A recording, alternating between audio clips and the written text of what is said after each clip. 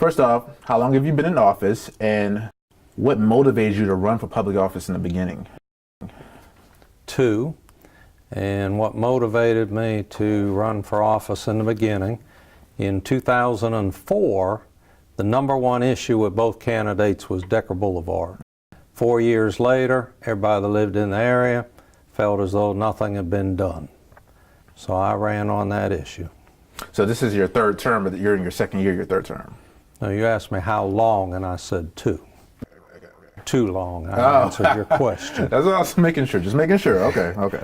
So I'm a social worker. I listen carefully to the questions and I answer the question. Okay, social worker. Where did you go to school at? I went to school at West Virginia University. Oh, nice. Mountaineer. Nice. What do you believe in your tenure on council has been your biggest accomplishment thus far?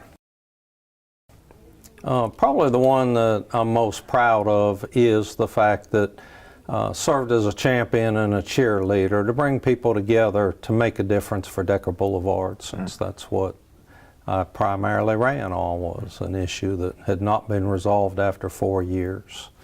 And it's just been outstanding things and more to come.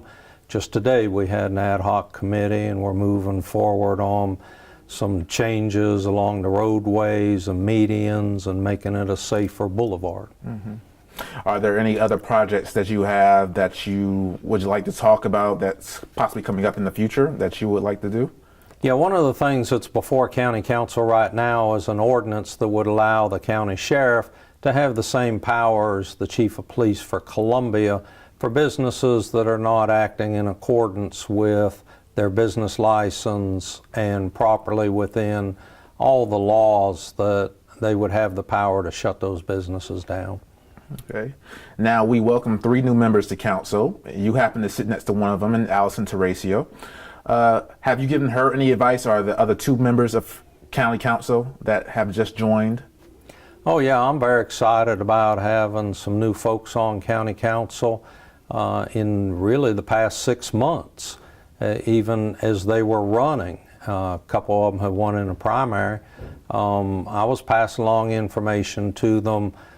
Kind of the company way and the company play was no until they officially start serving, and I thought it was important for them to be aware of things that we were working on as they were coming into their service. So I'm a very strong believer in mentoring as a professional social worker. I've been a field instructor for several of the local colleges. Mm-hmm. So I'm a real believer in helping people get adjusted, get acclimated, and anything that I can do that they may find of value. And keeping the theme of council members going, 6 new women to council. What are your thoughts on that the women outnumber the men now?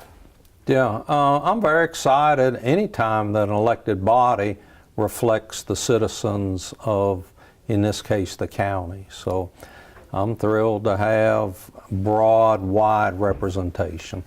For someone that's been in public office for quite some time, what advice would you give someone that's looking to run for public office for the very first time?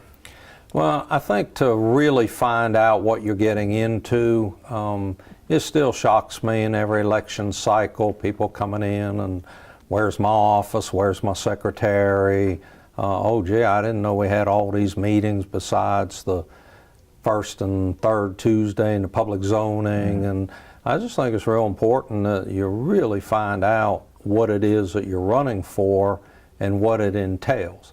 Of course, we buy houses that way. Mm-hmm. We have a lake behind us and we're real excited about the lake, and then the dam breaks and we find out there's nobody to fix the dam and we don't have a lake in our backyard. We find out that we're living on a corner and it's a bus stop. Mm-hmm. We find out that when it rains real hard, water runs through our house. So we get into a lot of things we don't, I believe there's probably some people that get married and don't have a clue what they're getting into. Now, we have to talk about Gigi. So this is a dog of yours I'm pretty sure you're very passionate about. You keep a picture of her behind your seat in council. Share with us a little bit about Gigi. When did you get her? What's the attachment like? Because I'm attached to my dog as well, so share with us a little bit about her. So Gigi's about 5 years old. I wanted one of the new Chevy Camaros, when the retrofit Chevy Camaros, when they came out a good number of years ago, and my wife wanted a puppy dog. So it's actually Gigi Camaro Manning. So we both got what we wanted. I got a dog named Camaro. Gigi's a cockapoo, Mama's a Cocker Spaniel, Daddy's a poodle. My wife researched she wanted to get a little puppy dog for the two of us that wasn't as smart as her but smarter than me. That turns out to be a cockapoo. Actually, we've come to realize that the cocker's kind of the fun-loving and the poodle's the bright one. So the dog's a combination of the two of us. It's a placeholder for grandchildren. We have two sons. One we finally got married, but we're still waiting on grandchildren. So we say that Gigi's the mascot of District 8. I like to go out in public, to parks, to outdoor festivals, and so if it's dog-friendly, I take Gigi, and if it's dog-friendly, I usually write a letter telling them why I wasn't there. And are you looking for any more additions to add on to, like Gigi, maybe a brother or a sister? In terms of puppies and cats, absolutely not. Okay. Gigi just would not appreciate not being the only. The mascot of District 8. District 8 mascot, Wow. Gigi Camaro.